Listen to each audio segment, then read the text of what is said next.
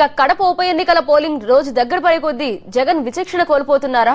మైనారిటీల రిజర్వేషన్లపై బీజేపీతో పొత్తు వ్యాఖ్యల వివాదం ఇంకా చల్లారక ముందే ఉప ఎన్నికల తర్వాత ప్రభుత్వం పడిపోతుందంటూ మరొక దుమారానికి తెరలేపారు.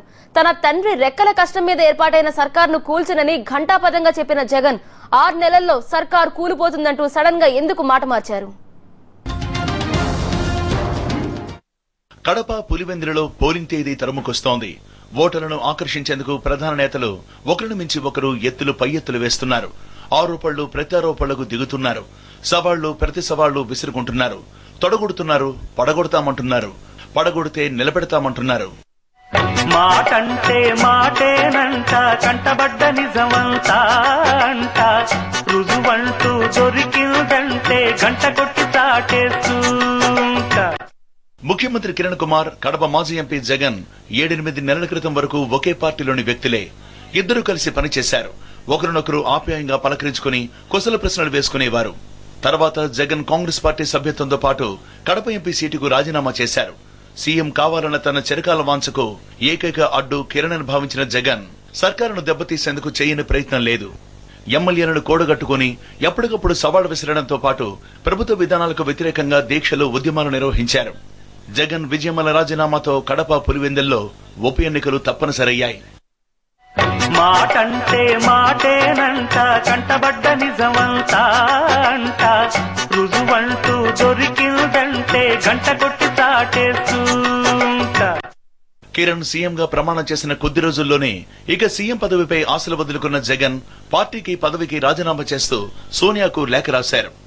అయితే తాను చంద్రబాబు మాదిరిగా పార్టీలో చీలిక తెచ్చి ముఖ్యమంత్రి పదవి పొందాలనుకోలేదని, అందుకే ఇంతవరకు సహనంతో వ్యవహరించానని లేఖలో రాశారు. తన కోసం ఎవరూ రాజీనామా చేయొద్దని, 2014 వరకు కాంగ్రెస్ పార్టీ ప్రభుత్వం కొనసాగాలని కోరుకుంటున్నట్లు తన మద్దతుదారులకు జగన్ విజ్ఞప్తి చేశారు. ఆ తర్వాత కూడా జగన్ ఢిల్లీ దీక్షలో సర్కారు తన దయాదాక్షిణ్యాలపైన కొనసాగుతోందని ప్రకటించారు. అయితే సర్కారును కూల్చే ఉద్దేశం తనకు ఏ కోసాన లేదని స్పష్టం చేశారు. In 2014, they would be contesting on my party tickets and not on Congress party tickets. They're very clear in their thinking, and they're also very clearly openly exhibiting that if they are continuing as Congress party, in fact, they are doing a favor to the Congress party by continuing in Congress party. Everybody who is sympathizing with me, everybody who wants to float, who wants to sail with me in 2014 is with me. Kadapa ఉప ఎన్నికలను Congress party కూడా ప్రతిష్టాత్మకంగా తీసుకుని మంత్రులు సహా చిరంజీవిని కూడా ప్రచారంలోకి దించడంతో జగన్ ప్రచార వ్యూహాన్ని మార్చారు. కొత్తగా పెట్టిన వైఎస్ఆర్ కాంగ్రెస్ పార్టీ కేడర్ను ఉత్సాహపరిచేందుకు జగన్ నేరుగా కిరణ్ సర్కారుపై ఎటాక్ మొదలుపెట్టారు. ఈ ప్రభుత్వం దివంగత నేత వైఎస్ శ్రమ ఫలితం, అందుకే ఈ ప్రభుత్వాన్ని కూల్చం అని ఎంతవరకు ఘంటాబద్ధంగా చెప్తూ వచ్చిన జగన్ మాట మార్చారు. కడప ఉప ఎన్నికల ప్రచారం ఇంకా ముగియనే లేదు. గెలుపోటములు ఇంకా డిసైడే కాలేదు. కానీ 6 నెలల్లో మళ్లీ ఎన్నికలొస్తాయని తేల్చేశారు వైఎస్ జగన్. ఒకసారి దేవుడు నాడు మనకు మంచి రోజులు వస్తాయి. ఖచ్చితంగా 2 రూపాయలు పోతూ సంవత్సరానికి 6 నెలలకు మళ్ళా ఎలక్షన్ వస్తాయి. ఈ ఎలక్షన్ అయిపోయినాక మళ్ళా మన ప్రభుత్వం వస్తుంది. ఖచ్చితంగా మంచి జరుగుతుంది. పొడగొడతామన్న జగన్ కామెంట్ ను కాంగ్రెస్ తరఫున ప్రచారం చేస్తున్న చిరంజీవి తిప్పికొట్టారు. జగన్ పడగొడితే తాను నిలబెడతానని ప్రభుత్వానికి భరోసా ఇచ్చారు. ఎంత అహంకారం కాకపోతే 6 నెలల్లో నేను ప్రభుత్వాన్ని పడగొట్టగలను అని ఛాలెంజ్ చేస్తానంటే ఆ గర్వం, ఇది అభించలేని అహంకారం ఏం మాట్లాడేది. నిలబెట్టడానికి చిరంజీవి ఉన్నాడు. ఈ సందర్భంగా మేము తెలియజేస్తాను. జగన్ మాట మార్చడం కేవలం కేడర్ను ఉత్సాహపరిచేందుకేనని ఆయన వర్గం నేతలు జగన్ వెనకేసుకొస్తున్నారు. కడప పులివెందులలో తమదే విజయమని, ఉప ఎన్నికల తర్వాత జగన్ వ్యాఖ్యలు నిజం కావచ్చని అన్నారు.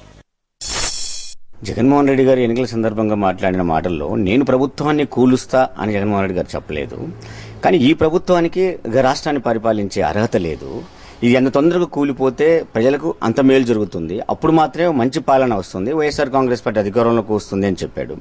అయితే వాస్తవంగా కూడా ఈ ప్రభుత్వం రాజశేఖర రెడ్డి గారు రెక్కల కష్టం మీద ఏర్పడ్డ ప్రభుత్వం కాబట్టి దీన్ని కూల్చొద్దనే అభిప్రాయం ఆయనకున్నది. సీఎం పదవి కోసం కాచు కూర్చున్న జగన్ ప్రభుత్వం కూలిపోతుందంటూ కడపలో చేసిన వ్యాఖ్యలు అతని ద్వంద్వ వైఖరికి అద్దం పడుతోందని కాంగ్రెస్ నేతలు ఆక్షేపించారు. కాంగ్రెస్ పార్టీ అనుకోవడం పక్కన పెడితే ప్రజలు నవ్వుకుంటున్నారండి ఆయన ద్వంద్వ విధానాలను చూసి. అలాగే ఈయనకి ఎన్ని నాలుకల సిద్ధాంతం అనాలా, లేదంటే ఎన్ని ఆయన సంపాదించిన అవినీతి సొమ్ము ప్యాకెట్ల సిద్ధాంతం అనాలా అర్థం కావటం లేదు. నేనే ముఖ్యమంత్రి కావాలనే ఒకే ఒక్క దురాశతో ఆయన చేసినటువంటి అతి హేయమైన చర్యలు తండ్రి మరణించిన క్షణం నుంచి మొదలయ్యాయండి. అయితే కాంగ్రెస్ టీడీపీలు కూడా ఉప ఎన్నికలను అంతే సీరియస్ గా తీసుకోవడంతో జగన్ ఇక నేరుగా సర్కారుపైనే తన అస్త్రాలను ఎక్కుపెడుతున్నారు.